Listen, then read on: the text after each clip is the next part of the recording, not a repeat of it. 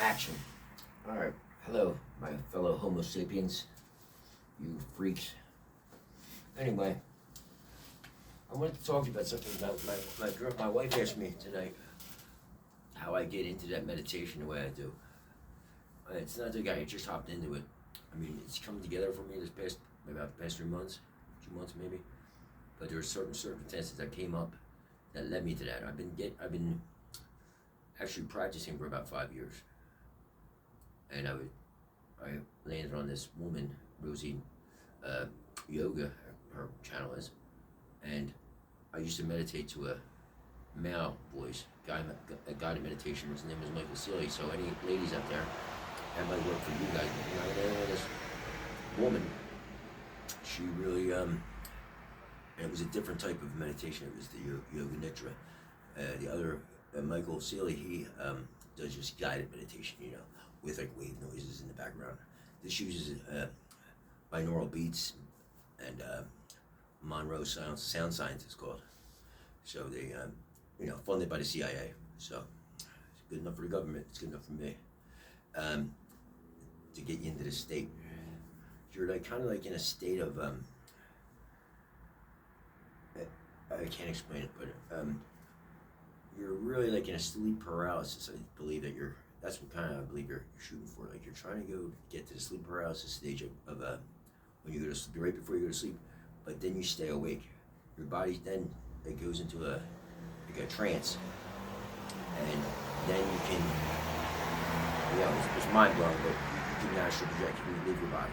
So that's about where I'm at right now, and I've been trying it and studying it for a long time, but it doesn't happen overnight, and I think there's a lot of factors that go into this. Basically your whole life and your past lives probably go into this. You all your experiences culminate into this part of your life, and then you're either going to kick the bucket and have to do another life because you didn't get it right, or you're going to figure it out. And I've been thinking a lot about this, and I think that's what there's a lot of factors that go into each person, the way they were brought up, the people around them, their morals, and I believe that's where IQ comes from. I think IQ is a funny thing, like because there's people that are bright, there's people that are not bright, and I think that's a reincarnation thing. I think the people that have higher IQs have been around a little bit longer, and lifetime-wise, reincarnations, and they're just more advanced. And we're here on this earth to progress and advance ourselves. So we're talking about the meditation, and just a disclosure, anytime I bring up my past, I'm going to try to stay in a positive light. There's been a lot of negative things that happened to me in my life, but I want to keep positive. And every time you breathe life into any negative things, it's just giving that life again. So I've just been trying to be, even my statements, I'm trying not to even be negative. And, hate, I don't say hate no more. I won't say hate anymore. I'm trying to watch my curses. I'm a work in progress. You know what I mean? So it doesn't happen overnight. I want everybody to know that it's not a religious thing. It's a spiritual thing. Whatever God you have, you can practice this. If you're an atheist, you can practice this. Because, if you're the kind of person that needs tangible things that you can see and hold, and pick up a rock and ask that rock. You have to ask for it and mean it. Ask the star. The star's real. It's right there. So just because you're spiritual doesn't necessarily mean you have to be a religious fanatic. You can be both. And I think that's what a lot of the religions got started for. And then, of course, corruption ruins everything. So I just figured I'd start speaking about what I'm believing and what I'm feeling, and trying to help other people out, because that's really what it's about. So anyway, the basis of the meditation, the whole point of it is to stay in the present, to make sure you don't project or think about the past or project the future. You have to stay in the present, and that's what the meditation does for you. The meditation keeps you in the present, and there's techniques, and that's what you guys should do to keep you in the present. Just like the monks, the Buddhist monks, they have different techniques. but the same thing. They're in a different state. I just found out a different technique where you can squeeze your nose, and you breathe air in. You're supposed to concentrate on your breath, on your nostrils. Feel the air come in. If you cannot feel it, you squeeze your nostrils halfway. You breathe in, and then you can feel the air, and it trains you to breathe that air. You concentrate on the nostrils, and that's it. So with this yoga nitra, when she goes to different body parts, you're just supposed to focus on that body part. And I'm a visual person. I'm a carpenter by trade. I see things in shapes. I think you see the world in shapes. I think people see the world differently, but I see the world in shapes. And if it doesn't work for you, something else may, but, because she's having problems with getting in there. And you can't force anybody. She's trying it. She's seeing my results. So it's really like you cannot, force somebody to have that experience that you're having. But because like I said, I think it's a buildup of all your experiences throughout all your lifetimes, all your life, everything else.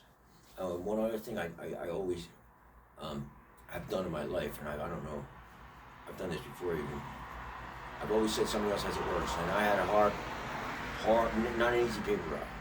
I had a hard 10 years right there. A lot of my family has a hard 10 years. I mean, I had a lot of tragedy. I had a lot, 2 suicides, well, more than two very close suicides to me. I had, many things, but I try not to dwell in that. I don't even want to bring everything up. You guys that don't know me yet, I'll fill it in. I don't want to bring too much negative into the story, but people that know me know what I'm talking about. The only way I'll ever bring up something that's negative in these videos, or in my life actually now, is to teach with it. I happen to be lucky enough to be a casualty, used to be a casualty of the real pandemic in this country, which is called opioid disorder, opioid disorder. Being a carpenter, being that I was lucky enough to, have a spinal stenosis that I didn't know about. After 8 years in, the doctor was like, "Oh, you had spinal stenosis the whole time. It's so bad. You have a 65-year-old back. You should have been something else." Well, maybe they should have tested you before, you got your trade and a family that you had to feed. So this is where I'm going. So then, just so many stories like this, where you get hooked on the Percocets, and then you go down the road, and lucky us, we have Kensington right down the street. So, and it doesn't matter because whatever. Once you're addicted to opioids, it doesn't matter where you live. You're gonna come to Philly. No, I'm just kidding. But I wanted to talk about this. This is the real pandemic in the world, and it's laughable. The numbers. I don't even look them up because I know they're just so ridiculous. And I might look them up and just tell you for facts later on, but I know they're just so ridiculous. But it's not even close to COVID. Both were terrible. Both are terrible. COVID was terrible because it was so instant, but the opioid epidemic's been going on, and everybody wants to put it behind closed doors, pretend it's not happening. And there's a reason for that too. It's called greed. All the world's problems are greed and greed, and no one's going to feel sorry for you. Well, the people that should be the ones feeling sorry for you and paying up and owning up to their mistakes, and saying, yeah, we effed up, But no, we're not going to do that because you know why? Now they're creating drugs to cure you, maintenance medicine. So problem, the same doctors that probably prescribe the Percocets are now prescribing the maintenance meds, and there's no out.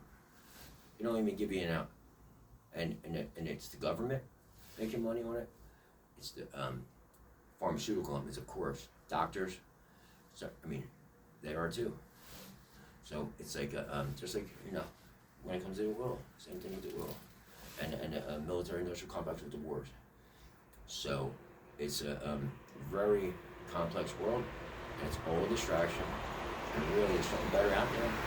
And if we all start to be conscious human beings and believe in universal consciousness and we are one, and we can connect, And we can solve these problems because they will not be able to beat us. But anyway, I'm going to get into my meditation. I think I said enough. I appreciate everybody. I'll tell you everything that led up to this in my life. There's a lot of things happened in the past year, and that I believe is the reason why I'm being able to do this now. As you can see, my nose has been broken 6 times. So something came out of my nose earlier this year, and it's I don't even want to talk about it, but cleared me up a little bit. Thanks to my cousin, or thanks to the Lord. But he told me how to, stop sticking my nose up, bad habit I had. And then I started blowing it, and something came out of my head, and I could breathe better. So I believe that has a big thing to do with it, is breathing. And then you start to realize everything you put in your body, and this air around is toxic. The cars we drive are toxic, killing the air, killing your body, killing everything. The fluoride in the water is poison.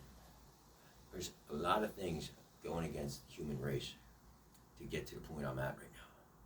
And I'm realizing that.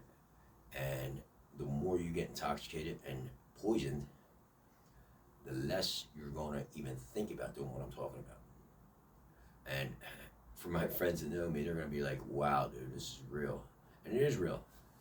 And even if you don't get to the point I'm at, you can get to a point where you're comfortable. You don't have to leave your body. You can just relax.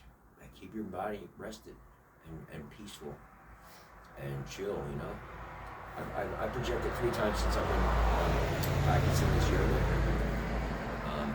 3 times. Two very, very, very intense ones. And one that was questionable, but it was definitely something. It was the first one that was questionable. The last 2 were, there's no doubt about it. I was out of my body. I flew over the street on Torres Avenue, came out this door, didn't have to open it. And it's insane, but excellent. So excellent that my physical body got excited, put it that way. Trying to keep it PG, but you can figure that out. But this shit is real.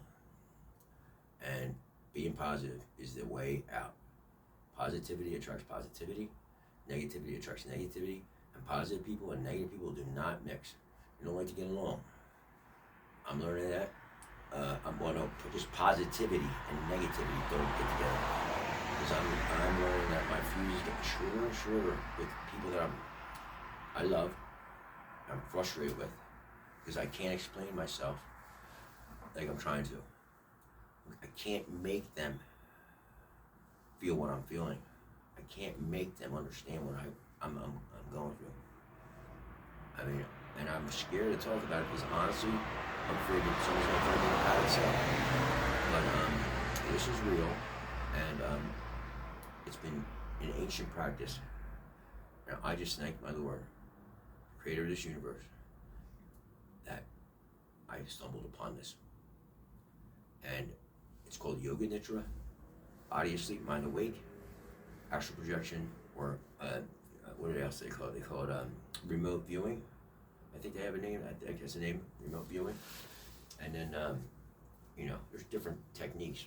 Remote viewing's a little different, but it's still the same concept. Anyway, lucid dreams. I had a hint that I might have been able to do this when I was younger. If you ever have a vivid dream and you're like, wow, that was really real, or you feel like you're flying at some point. When I was younger, I had one that I could feel the wind on my face. I could feel the wind on my face. So it was so real. And I was above my house on Academy Road. I could see the whole street. So I kind of was interested in it then. Plus my father, loved Edgar Casey, and I know about Edgar Casey and read up on him. So it can happen, and everybody can do this too. I've studied it, and that's what you have to have faith in. If you don't, whatever experience you have is the experience you need.